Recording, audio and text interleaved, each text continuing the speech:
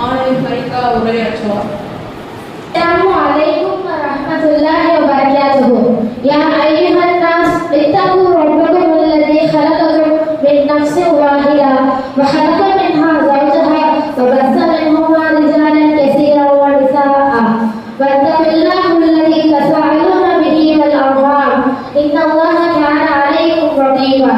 وقال عليهم رب اشرح لي صدري ويسر لي أمري واحلل عقدة من لساني يفقهوا قولي ربي زدني علما.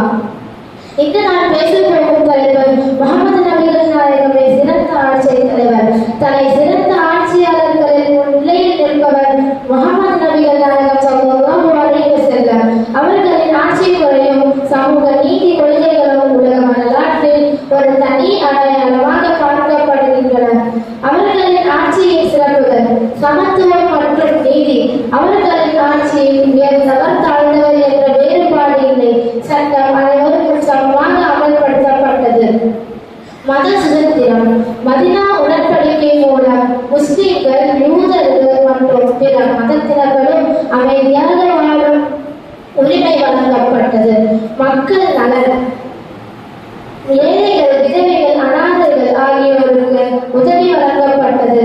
பசியுடன் யாரும் உறங்கக்கூடாது என்பது அவர்களின் நடைமுறை கொள்கை. நேர்மை மற்றும் பொறுப்புணர்வு. ஆட்சியாளராக இருந்தாலும் மிக எளிய வாழ்க்கை வாழ்ந்தார். அதிகாரத்தை சேகரிப்பதற்காக அல்ல, சேவை செய்வதற்காக பயன்படுத்தினார். ஆலோசனை முறை. முக்கிய முடிவுகளை எடுக்கும் போது தோழர்களுடன் ஆலோசித்து தீர்மானித்தார். இது ஜனநாயகத்தின் அடிப்படை கருத்துக்களுடன் ஒத்துப் போகிறது.